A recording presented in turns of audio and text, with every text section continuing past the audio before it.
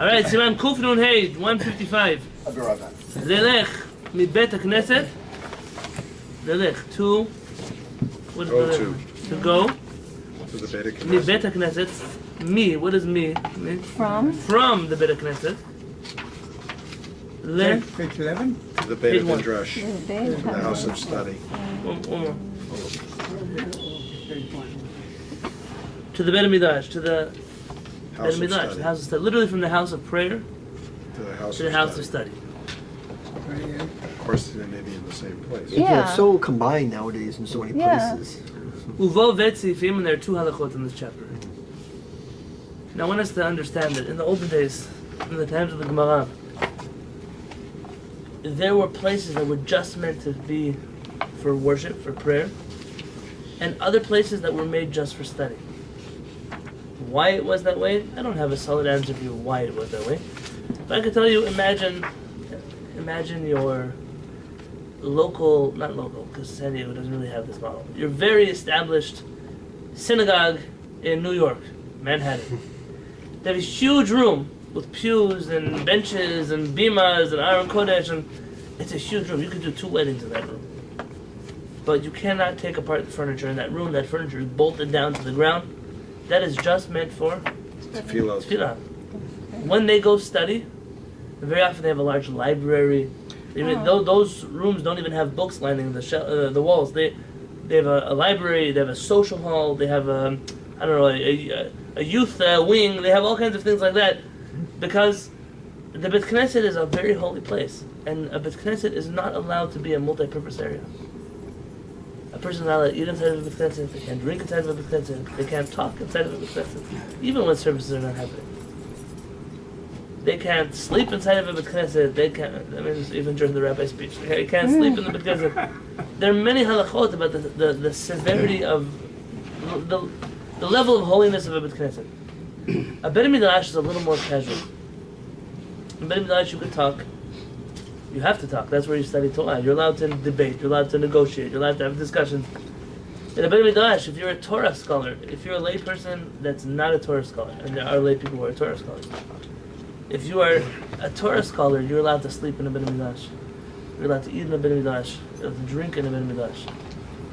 An average person would not be allowed to inside a Beit Midrash. A Beit Midrash may be used for other purposes. How did Ron say his scholars is an online person? We talked about that. Yeah, we once had a conversation about Oh, this. yeah. Yeah, it's a good question, and I think that if you set serious amounts of time to study Torah, and that is something that is Torah is a guiding compass, not just the kind of thing you hear in a sermon here and there, but it's something you study actively. You could consider yourself, maybe not a Chacham, but a Talmid Chacham, the student of a Chacham. There's an old argument between the Sephardic and Ashkenazi community about where is the proper location to set up the chuppah for a couple's marriage. Has anyone ever been to a real Sephardic chuppah? The beach. Like in a real Sephardic community, not like Israeli, like old. I was in a Sephardic chuppah once in my life. Where was that? In Toronto, Canada. Oh. In a Moroccan synagogue that's been there for, I don't know, The Ben Talking Mergui about the big synagogue. one? 7 years. No, not the biggest Moroccan synagogue, but one of the big ones. And the custom in virtually every Sephardic country was only to hold the chuppah inside of the Beit Knesset, right in front of their own Kodesh. In fact, in the Spanish Moroccan community, the ark is open in the middle of the chuppah. And the Torahs are on display with the crowns. Wow. And they sing, the chazan with the choir of the synagogue comes up and sings special songs that are only sung at weddings. It's part of the wedding ceremony. In Ashkenaz, 2 things developed. One before the other. One is the chicken and one is the egg. The first was, well, really 3 things that happened all together. But the first, the rabbis in Ashkenaz felt that the synagogue was not a multi-purpose room. See, in the Sephardic world, we already accepted that the Beit Knesset and the Beit Midrash are probably now considered the same thing. We learn inside of the synagogue. It's a little more casual than what it used to be. And therefore, holding a wedding ceremony in a synagogue, if done with the proper reverence, is not considered a desecration of the synagogue's sanctity. In Ashkenaz, though, that's not the case. In Ashkenaz, a synagogue is not, it's too holy of a place to have a chuppah inside of it. What do you mean have a chuppah inside of a synagogue? In fact, the only places that have chuppahs inside of synagogues in Ashkenaz were the places that were trying to imitate the Christian movement. You've probably been to a chuppah or two, an Ashkenazi chuppah or two inside of a synagogue. Rav Soloveitchik, when he used to hear, they used to drive him to a chuppah and he would hear that it's inside of the sanctuary of an Orthodox synagogue. He would ask his driver to take him back to the yeshiva. He wouldn't step inside. He held absolutely forbidden to get married inside of a synagogue. He was not But we married. do it. He was married, but not at a synagogue.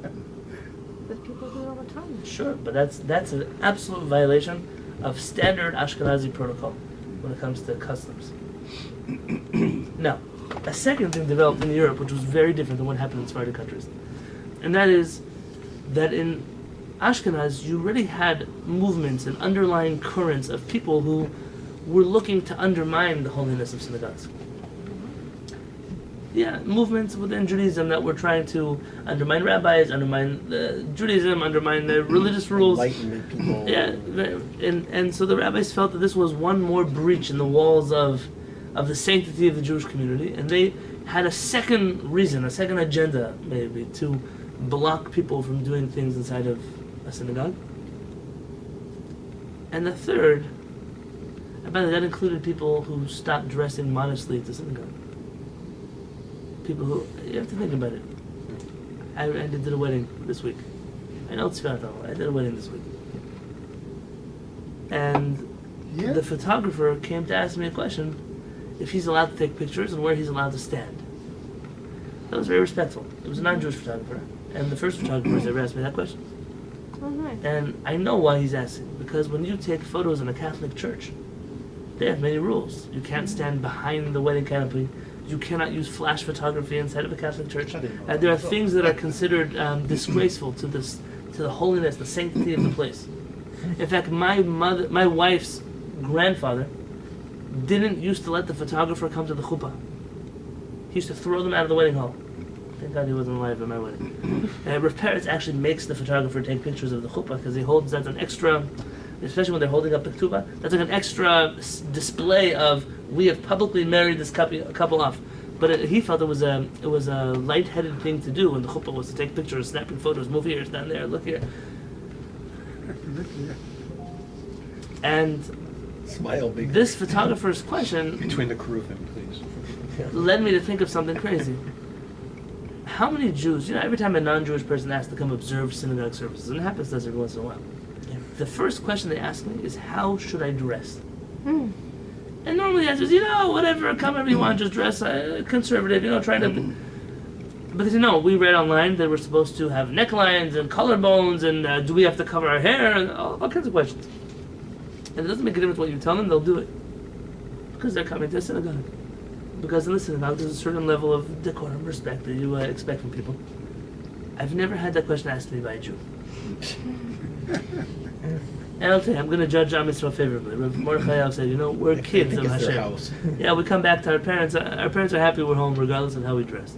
But it's absurd to me that people will come dressed to the Beit Knesset in ways that you should not dress to the Beit Knesset.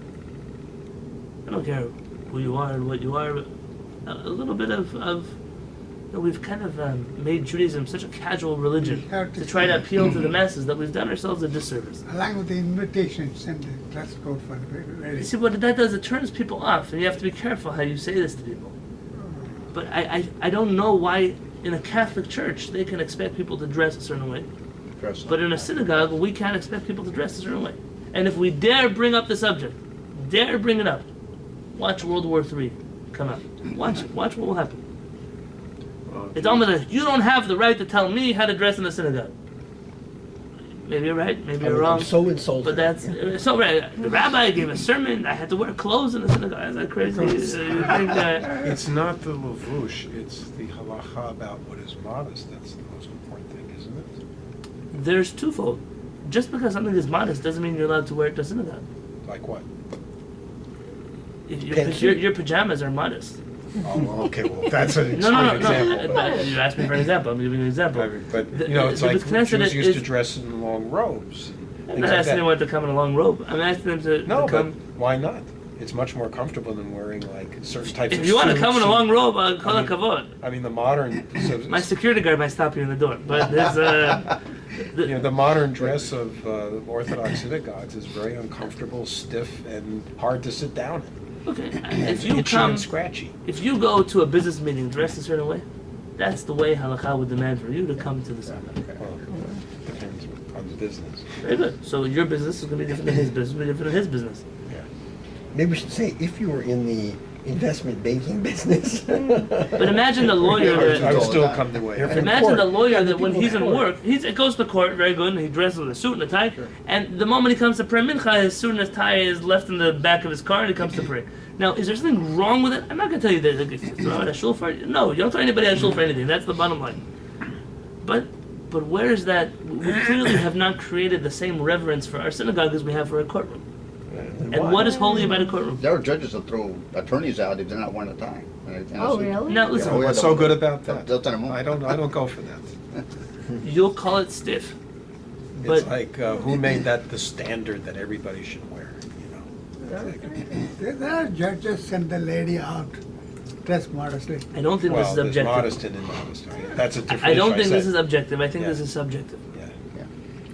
And every person, I what agree they with you on know, modesty, yeah. and what they know is. So let's face it, the laws of modesty don't appear in the Shulchan Aruch. Barely. No, everything you think is modest is not a modesty issue. Mostly because it falls under the Most fifth halachot seif of common Judaism sense. of modesty fall into what is it that the average religious man or woman dresses or doesn't dress. There's there are very few objective modesty halachot in the Shulchan Aruch, and the people have a say in what is considered respectable in that. In fact, Rabbi Yonatan was asked this question: if a kibbutznik with shorts comes to a synagogue, shorts and sandals, comes up to the Amud to pray. But there are poskim that say you shouldn't pray in shorts and sandals. So can he or can he not? He said if he's in his kibbutz, he's allowed to lead the services. Because in that place, that is considered the proper decorum to wear to synagogue. But if he comes to a more formal place, the Grand Synagogue in Tel Aviv, he should dress differently. There's a seat over there. Oh, there's one over there. So in Ashkenaz, rabbis started having less and less control over how people dress to synagogue. And at weddings especially, what do Jewish people do at weddings? Maybe not your weddings, you're modest people, but half the Jews that I know to weddings, it's like the same way they dress to the Yom Kippur services. Somebody was telling me recently. They take out their fur coat, and it's going to be 100 degrees outside. And they have to look good when they step out of that limousine at the valet parking. It's a certain show they put on, but at weddings people do this all the time. I've never seen a person that outfit. Oh, so come to the wedding, it's dressed to impress. Who are you impressing here? Red carpet wear. And this became a big breach in the laws of tzniut that the rabbis were uncomfortable allowing. It's bad enough at a wedding hall, but inside of the Beit Knesset, they consider that as zilzul, a disgrace to the Beit Knesset. There seems like there's three categories here. First one is tzniut. I mean, no brainer that, the leg should be covered. You shouldn't come in shorts and bare feet, with sandals on them. That's one thing. The second is cleanliness and having fresh, laundered, your best clothes, your best shirt. But the third is what I call uniform. It's like a I haven't. In this I'm whole not saying time, you. I'm I haven't talking- mentioned uniform. Not No. once. You've been worked up about it, but I haven't mentioned it once. No, you haven't. No, I know. So then, But when Yeah. most people expect, when rabbis talk about appearance in a synagogue, that it means pretty much a uniform. Is what This I'm would be a saying. good time to I'm not saying you distribute personally. no, very good. But so that's why I haven't made any notion of that. If the lawyer feels that he has to dress up in a certain way for a new client, at the very least, when it comes to Hakadosh Baruch Hu, he should dress the same way. If Mordechai Eliyahu made a very big point in his life that whenever he would open up his front door, he'd always do it with a button-down shirt, sleeves rolled up, and not wearing a tie. That way, he said, when he prays mincha at his house or arvit at his house, he could always say, Hashem, I greet the people at the front door with the same exact look. I wear a chief rabbi robe and I have a turban, but I don't need to wear it. It's not what I wear when I need to impress people. That's a subjective standard. In fact, there are things like, Mishnah Berurah says you have to wear a hat when you pray. It's true, Mishnah Berurah says that. And the Mishnah Berurah says that the reason you have to wear a hat is because nobody would dare come into a royal court or anything like that without wearing their top hat. But you don't live in a world where anybody wears top hats. In fact, I would venture to say, and I don't know that I'm right, but it could be a rabbi would be different. Imagine if a group of Jews were invited to the White House for a dinner. It could be that they expect rabbis and priests and imams to dress in whatever way it would be different than other people to dress. But the average religious Jew, who, I'm not saying the average Jew wears a hat, but the average religious Jew who's wearing a hat, I don't think he should be wearing his black hat to a White House dinner. Because that's not formal in a White House. And actually, sometimes I see people with their hats look like clowns. They're in the back of their head. It's like a crumpled hat. It's the dusty hat. You wear a suit and a tie like everybody else who comes to the White House dinner wearing a suit and a tie. Unless you have a reason to stick out from everybody else. And that goes back to modesty. Why are you always trying to stick out from everybody else? It's a different kind of... if you understand what I'm telling you. We no longer live in a world where hats are something good. Used to be every profession had their own hat. Doctors had hats, and nurses had hats, and firemen had hats, and today, I don't know, some Jews are left holding hats that Polish people created. It's a strange thing that that's the way the world works, but it is what it is. If the president wears a baseball cap, does that set the trend that all people who want to dress nice wear baseball caps? I don't know how that works. It reminds me of Trump wearing his red "Make America Great Again" hat. When the White House tells you to come in a black tie attire, that means there's probably a certain standard in Capitol Hill on how you dress when you come to events. Probably. And I'm assuming that when you go to such an event, you're expected to. But in synagogues, we don't have black tie attire. Rather, what is considered respectable to you? Don't come here in your pajamas. That's what. So in Ashkenaz, the third reason why the chuppah was not done inside of the synagogue. Tell me. Because you have to be under the star. Very good. Thank you, Zed. This is what everyone knows. Everyone knows this. You have to do a chuppah under the stars. They Oh, open up. Oh, like Under one of the those sky. roofs that slides off. The Rama mentions that it's a mazal. There should be numerous like the stars of the sky. It's good luck. And today they even have. So what do you do in the middle of the winter? In Siberia, Go they're outside. doing chuppahs for an hour and a half. Put a Snow. space heater in. what? No, they didn't. They went indoors. When you could go outside to do chuppah, do it outside. So San Diego, you don't have this problem. But in New York, you have two ways they do chuppah. One is the way I'm very happy I didn't get married in the winter because my family, my wife's family would have demanded this from us. They leave the wedding hall, they go out onto the sidewalk with the subways and the buses and the trains and all those things, and they do a chuppah in the snow. Oh. And people are all crowding around the sidewalk, everyone's standing, nobody's listening, everyone's mumbling around. The ladies, most of them don't even get up there because they're still waiting in line on the stairs to get out of the wedding hall, the separate stairs that go around the building. And so the chuppah becomes this clown event. I've been to a few of them. You don't And they understand rush- what's going and on. they rush They're through it because rushing it's through cold. because everyone's standing in the snow and they're freezing and they're wearing scarves and the chatan is wearing a ski mask. It's a crazy situation over there. And you have to have all of this to be under the mazal of being under the stars. Mind you, it's 3 o'clock in the afternoon. So now they have these other things. In the wedding halls, they'll have this. They did by my wedding. They didn't ask me. This is what they arranged. Above the chuppah, so let's say the chuppah is in the wedding hall, they have a special roof that they open up, Right, Oh. right. and the ceiling opens up straight to the sky. So if it's snowing, it'll snow on you in the wedding hall. In Baltimore, they have a wedding hall, which is, imagine we were all sitting in this room, and they have right outside of the glass the chuppah set up, and they have speakers in the room that are recording everything at the chuppah and brought. So all these people are sitting in a warm, heated room, and the chatan, the kala, the rabbi, and the two witnesses are freezing out there on the other side of the glass, just so they can stand under the stars, Well, there's no stars. It's day. under the sky, under the open Under the sky, heavens. Stars are there, you just can't see. So is that a halacha? or No is way. it a This is a custom. It's just custom. A custom. And the best is when people. Where'd you learn that? The best when people invoke this is a Kabbalistic custom. But none of the Kabbalists do it. So it's Oh. a lot of times, well, this is a Kabbalistic custom. Yeah, well, how come the Arizal didn't tell us to do that? Or why did the Ben Ish Chai not do that? Or why that? It always makes me upset. Okay, don't. No one has a monopoly on what Kabbalah says or doesn't say.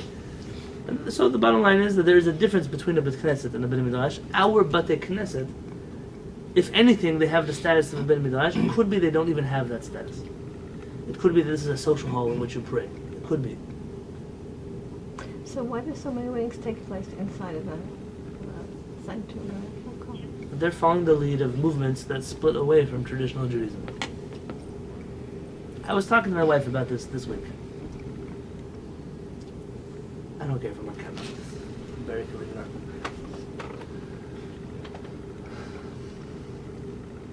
The downfall of Judaism has been that it's become an anarchy. I don't tell you that establishment has never been good for Judaism. But there's a difference between establishment and structure.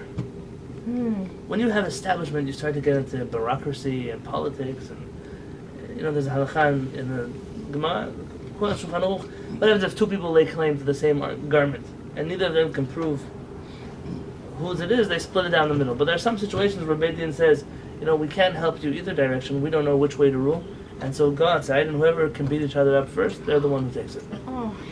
That's how it's called. The Wild Kol West. Dalim Geval. It's whoever is the most violent will win this court case. There's such a term in halakha. That's ridiculous. Judaism today has become an entire system of Kol Dalim Geval. Whoever could beat up the other one the most. If we were to establish a Sanhedrin today, you wouldn't have the most righteous rabbi sitting at the head of the Sanhedrin. You'd have whoever is Hasidim could beat everybody up, and he'll get to the top. And so it's good, perhaps, that we don't have a Sanhedrin today, because then you'd be forced to listen to some guy whose Hasidim are gangsters and force their way to the top. You understand what I'm saying?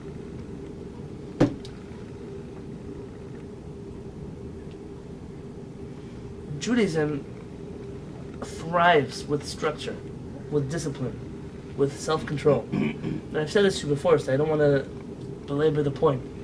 But there's no difference in halakha between one who takes away a halakha and one who adds a halakha. Yet somehow the Jewish community has been conditioned. Those who take away a halakha, call them names. Reform, conservative, heretics, and whatever name you want to throw at them. But those who add halachot, they make up their own halachot. Oh, those are ultra-Orthodox, those are pious people, those are Hasidic people, whatever name you want to throw at them. That's what we've taught the entire Jewish community. It's okay to add to the Torah. But taking away is not okay. But the prohibition of adding and taking away are mentioned in the same place. Right. How could there be a standard where the ruling is whoever is the strongest and beats the other one? That's a great conversation to have in a class. That's a great. What is a Beit Din supposed to do when there is no way to prove either side of the story? So you take it and give it to the Gemara. Then you definitely stole from one person. Okay, but better than You're not the first person to ask this question. What kind of justice is there? Giving it to a gemach is like it says in the Torah, to make an offering that was based on stolen money is. I mean, it definitely belongs to one of them. Okay. Imagine if I become this serial stealer where I sue people in court on things that I know they can't back up that's theirs. It's theirs, though. And I cause damage to people by getting their property confiscated to the gemach or whatever organization will be, just because they can't prove it in court. So let's learn the first halakha. How parents, once, after years that a person studied by him, he declined to give him smicha. Passed all the tests. The parents wouldn't give him a tudah. He said, I'll give you a tudah to be a shochet. But I didn't study slaughter, so what do you mean? I'm going to make not kosher chickens. He said, I'd rather you make not kosher chickens than make not kosher human beings. He said, you're not fit for this position of being a rabbi. You will destroy people's lives. Why do you I said, I've been trying to tell you for 4 years. You don't listen. You don't get a message. This is not for you. And he wouldn't give him the tudah. And there was fighting in the yeshiva. The administrator paid tuition. And he said, that doesn't make a difference. You want to sign a certificate, you sign a certificate. I won't put my name on his certificate. But I've never heard such a story anywhere else. To the contrary, I hear all kinds of stories of people, they went to a rabbi, they visited him in his house for coffee, and he gave him smicha. It happens all the time. It's like, oh yeah, sure, I got smicha from rabbi, enter name here. Someone just said a story, I don't know if it's true, but they said by Ramosha Feinstein, he was at a graduation ceremony of rabbis who had finished a course in rabbinics. And he told them the only 2 things you need to know as a rabbi in this country. The first is my phone number. For any halachic questions you may have. So then the second are the laws of Torah reading. For Shabbat, which is the only day you can't use your phone number to ask me questions, and you have to know those questions when they come up in your synagogue on your own. It was laughing about it. It's a joke. It's almost like you have to. Oh, sorry, I'm not a posek. I don't deal in halachic matters. What are you dealing with? I'm a Kabbalist. How did you skip to calculus without adding and subtracting? Where did you get? How did you do that? It's a strange world. Magic. Very strange world. After sheyetzeh, that he leaves mibet HaKnesset, the synagogue. Yelech, a person should walk or go levet HaMidrash, to the Bet HaMidrash. Page 1. Vikba et limod. And he should establish, yikba. This word, like when we put on a mezuzah on the door, we say likboa mezuzah, to set in the mezuzah into the doorpost. Yikba et, a time, limod, to study Torah. So a person should have a set time after they finish praying to go study Torah. V'tzarich, and it must be shoto et, that set time that he has to study Torah.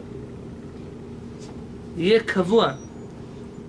It must be so stable, so established. Shelo ya'avirenu, he will never skip it. Af, even if hu savur leharviach harbe, if he's going to gain a lot of money by skipping it. Here's a store. Someone calls him and says, "Listen, hey, can you come up in your store? I want to buy $10,000 of merchandise." I'm sorry, I have a chavruta now. I can open up the store for you in an hour. So an hour to be in the airport. I'm going to go to another country. Is you get crazy? You're going to lose $10,000? I'm not opening up my store. My study of Torah is this. It could be 10 minutes. But my 10 minutes, I don't answer a phone call. When a WhatsApp message comes through, I don't answer that WhatsApp message. When someone posts a picture of their cat eating dinner on Facebook, I will not check that picture of the cat eating dinner on Facebook. This is my time, the only time that I have in my day to study Torah. And I believe that there's a rule. Maran is trying to establish something here. And that is, you sometimes have to be selfish. We live in a world where we're taught, you have to be selfless. Now, maybe the world doesn't teach us that, but the Jewish world talks a lot about compromise, don't be selfless, give up things to other people. And the truth is, yeah, that's a great thing to do. Those are great values to have.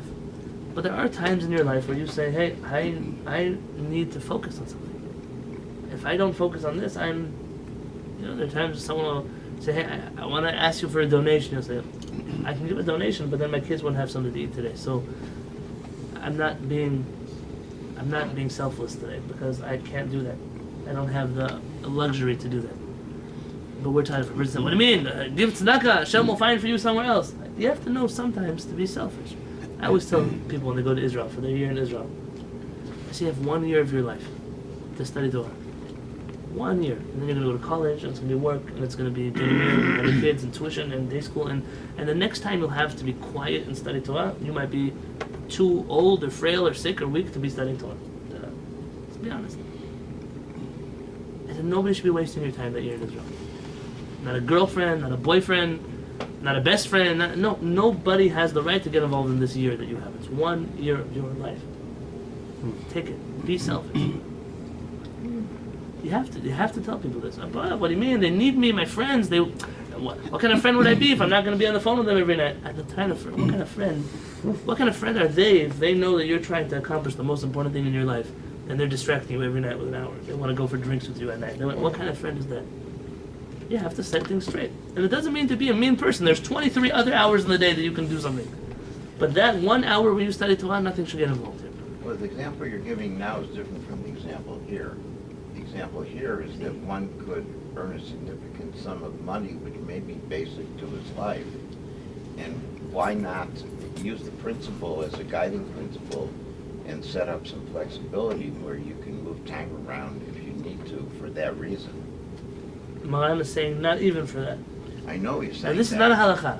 but your example is different because just spending time with friends is social things. I think that's also vital for people, just like having money is.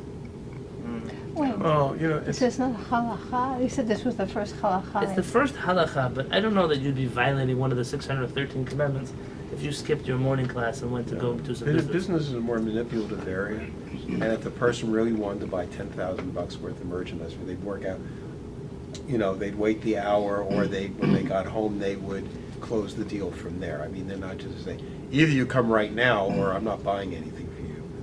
Well, that was the statement. I mean, here. maybe if you're a stockbroker and Wall Street is up to here, and if you wait an hour, it's going to drop and your value is going to go. That's a little different. But I'll share with you a personal story.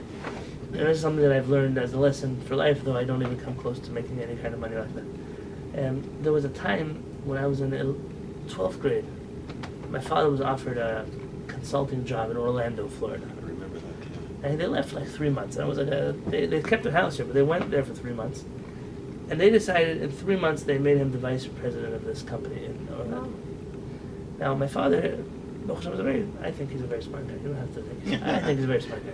No doubt And about it. his whole life, he hasn't ever gone on this like venture of becoming a CEO. He just, as long as he makes his salary and he comes home and can be with his family, it's the only that ever mattered to him. And I had friends who from university, we know them. They some of them were in San Diego. They had startups and they worked like an animal for 10 years finally. But today they're very wealthy people. They have all kinds of houses and vacation homes and private jets and we're still towing the line of working at a job and having a salary and this was it was significant enough that the company had already offered to buy him a house and fly us in from yeshiva. My brother and I were in yeshiva at the time. So we could come check out Orlando to see if we like it.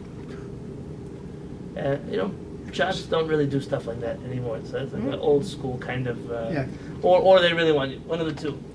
And they Well, flew, at least not California prices. and they flew us down there. They offered, they bought us tickets to Disneyland. I remember this whole experience. It was We ship were at back. Disneyland. And we Orlando's came down there, mosquito. and I was already old enough then. I said, so what's the deal with this job? What is it? Are we never going to go back to San Diego? Because it was the kind of thing you do for 3 or 4 years and you can retire to San Diego for the rest of your life. There's a lot of money involved in this company. And it's great, wonderful. 3 or 4 years, I'm still going to be like in yeshiva. As long as when I need to get married, I can still come visit for San Diego for the Chagim, I'm happy for that. Who cares where you are for the next 3 or 4 years? But they were there for a little bit and it was miserable there. The mosquitoes and the bugs and the, No but not just that. Jewish The Jewish life. community Allocated. was not the kind of organized. You think San Diego is bad? Take a trip once over there. And the bottom line is that my parents were not happy there. It wasn't the kind of place like they didn't feel they didn't move to a place where it was going for them on an emotional level. And at a certain point, my father walked into the company and said he resigns. And the president of the company told him, "You're crazy. You're crazy. Who resigns from such a position?" And he said, "Listen, I'm miserable. My wife is miserable. None of my kids want to be here." He said, "So what? 3, 4 years, you'll go wherever in the world you want to go." And he said, "Let me tell you something. I'm a Jewish person." He said, "In my religion, family comes before your finances." He said, "And therefore, I'd rather make less money and my family and I'd be happy than to work in this job and not." Now, today it could be in retrospect as the son who probably would appreciate having a parent who could help me out a little more. And I might say, in retrospect, that decision, but I'll tell you the truth. That value of, it's not all about the money. It's not all about, there are things that come in life that are more important than money. Emotional, physical And we health, live in a spiritual world health. where people will work till midnight, come back to the office at 6 o'clock, they won't see their kids, they'll skip all their wives' birthday parties, they'll send cards in the mail from their office, and it's a crazy world that we live in just to make another dollar. And this is not a new trend. It's not an American problem. It could be that it's become more extreme in the United. It could be. That could be. I don't have statistics, but Maran is telling you there has to be something in your life that is more important than the money that you can make. And he's suggesting that it should be Torah, because Torah will be the guiding light for all the other things. The Torah will teach you about your wife and about your children, and about your community, and about your family. And I remember that lesson that my father left me with it's a very powerful lesson. Because I see a person who still likes everything, goes to work, and does whatever he does, and he works at a good job, and nobody's complaining. But he could not have to have done that if we had been a little less spoiled or whatever else we could have been, but that wasn't the calculation. And when I've had to make decisions, and they're much smaller decisions than that, I was once offered a job as a rabbi in Perth, Australia. And the starting salary, without them knowing me, and that would change, was $200,000 a year. Wow. They said it's a standard rate for rabbis in Australia. I don't know if that's true, but at least in that community where they were, and Rabbi Katzin was looking for somebody who spoke English well enough. At that time, I was one of the few in the yeshiva who actually spoke English, who was interested in leaving the yeshiva to go on a job. And Without an Australian accent, though. without an Australian accent. But I think about $200,000 a year. Now, for some rabbis in America, that's a joke, but not for rabbis like me. We're sitting in America. There are things you learn in life, the lessons that you learn. And Maran is trying to set a certain standard. My friend, Rabbi Josh Gersten, his father-in-law, and I don't know him very well, but his father-in-law has had a chavruta in Baltimore from 9 to 10 p.m. or 10 to 11. I don't remember exactly what time. He's an attorney, but he studies every night exactly an hour. And then it was 28 years, and that was in 2009. So tell me Tell me how many years it's been since then?